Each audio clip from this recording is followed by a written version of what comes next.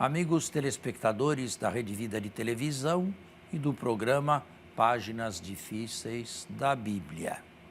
Nós estamos fazendo um estudo amplo de Sagrada Escritura com temas da atualidade, com temas variados e, sobretudo, profundamente explicados para aqueles que não apenas têm fé, mas têm uma fé exigente, porque existem níveis de fé ou níveis de pessoas que creem. Existem pessoas menos capazes ou que se contentam com menos, e existem aqueles que se contentam com mais. Um curso como este, ou umas palestras como este programa aqui, tem uma finalidade clara: fazer com que a revelação de Deus na Sagrada Escritura e na Sagrada Tradição esteja ao alcance do homem culto, intelectual e atual. Se nós não fizéssemos isto, a Sagrada Escritura e a Sagrada Revelação se transformariam em temas de aulas de catecismo para crianças e temas de púlpitos para sermões. Mas nós gostaríamos que a palavra de Deus fosse realmente entrada em contato com as diversas ciências, com os diversos intelectuais, e que possa haver, desta maneira, um diálogo fecundo, que, quero esclarecer desde já, não leva fé a ninguém. Eu não tenho capacidade, nem ninguém tem, de colocar a fé no coração e na mente de quem quer que seja, nem o Papa.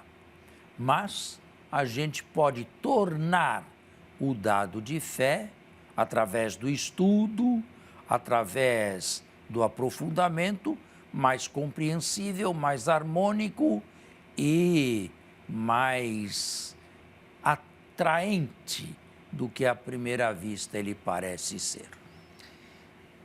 Que alegria mais uma vez estar aqui com o Padre Fernando, com você e certamente com a sua família, que toda semana nos acompanha através da Rede Vida de televisão.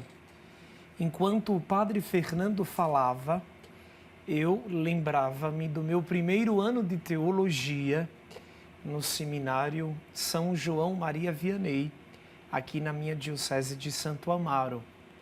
Na primeira aula de Bíblia, o padre não quis abrir a Bíblia para nos explicá-la. Do contrário, ele nos deu por algumas semanas conceitos introdutórios e ele nos exortou: se vocês entenderem estes conceitos, vocês não se perderão quando entrarem no mundo das Sagradas Escrituras. Hoje, e já faz alguns meses, é o que nós estamos tentando fazer aqui, quase que de primeira mão, para você que faz parte da família da Rede Vida. Padre, no programa anterior, o senhor concluiu o programa dando uma boa explicação sobre a Trindade. Embora as Sagradas Escrituras nos descreva a figura do Pai, do Senhor e do Espírito, o Senhor também nos falou que nós precisamos da teologia para fundamentar a verdade trinitária, a fim de que não cultivássemos a tese dos três deuses. E falando ainda mais sobre isso, dá para fazer teologia fora da igreja?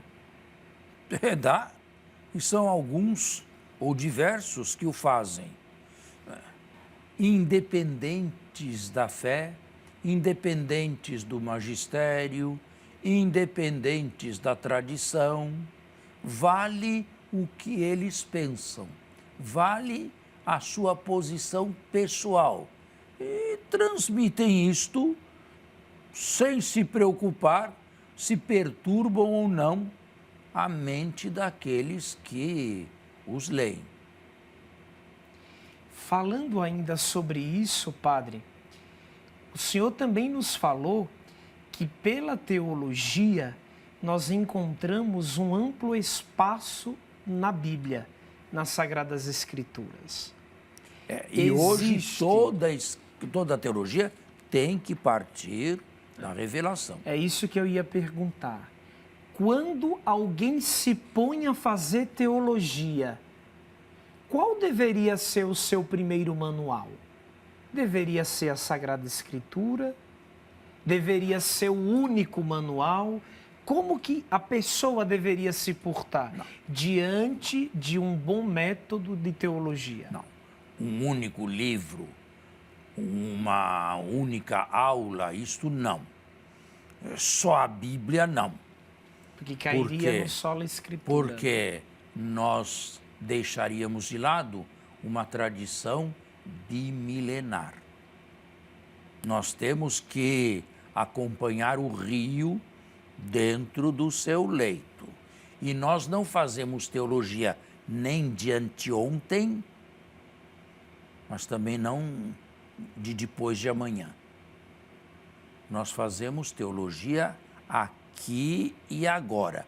Muitos vieram antes de nós e escreveram e nos deixaram legados profundos, fecundos, enquanto viviam, e podemos imaginar que depois de nós venham outros também aprofundar ainda mais o que nós estamos dizendo, ou dizer a mesma fé com palavras diferentes daquelas que nós usamos.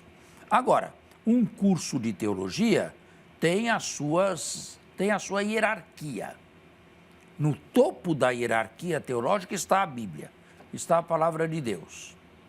E, dependendo da palavra de Deus, emanando da palavra de Deus, se posso usar esse verbo, as diversas interpretações.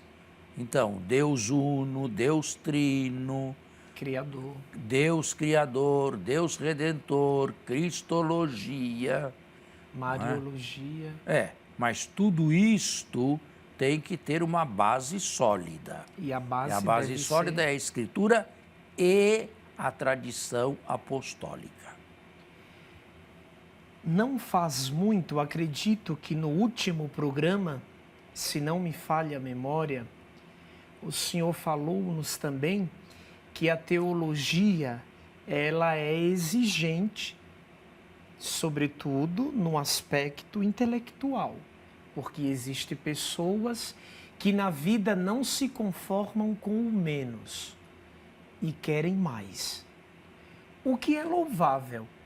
Mas quando nós olhamos todo o contexto de nascimento dos livros bíblicos, a história, a própria literatura bíblica, a imagem não é contrária a essa fala, padre? A Bíblia, toda ela, sobretudo no Antigo Testamento, não nasceu no meio de um povo simples, que não tinha muitas pretensões, nem queria ir longe. Como resolver esse impasse? Entende minha pergunta? Mais ou menos. Pode ser mais claro? Quando olhamos para o nascimento da literatura bíblica, o que nós encontramos? Gente simples, num contexto simples, onde... Você está falando de então ou de agora? De então. De lá, do passado. Eu quero dizer que tudo nasceu num contexto muito simples. Contexto simples tem que ser avaliado e analisado. Para aqueles rabinos que se debruçaram sobre isto, era a cultura da época. Eles não estavam vivendo 20 séculos depois, mas também não estavam 10 séculos atrasados. Mas naquela Eles época o viviam... analfabetismo reinava. Pois é, mas eles não eram analfabetos. Uma grande minoria, né? Eles não eram analfabetos e escreviam por isso mesmo para que o texto fosse proclamado, para que o texto fosse lido em público e compreendido em público e através dos levitas explicado. Assim nós vemos em Neemias, por exemplo, a inauguração ou apresentação da Torá, os Pentateuco, os 5 primeiros livros da Bíblia, os mais importantes. Eles não eram pessoas assim simples no sentido que nós damos hoje, analfabetos. No sentido de desprovidos. Não, eles eram pessoas da época e escreveram lá. Agora, um livro escrito há 2000 anos ou mais atrás, como fazer com que ele seja entendido hoje? Para começar, isto aqui não é um livro, isto aqui é uma biblioteca. Cada livro é inspirado, sim, mas a inspiração ampla se dá no conjunto de livros e não apenas num versículo de um texto qualquer. Então é preciso ter a amplitude do livro, Antigo e Novo Testamento, para se saber exatamente o que se quer transmitir. Vamos fazer um intervalo.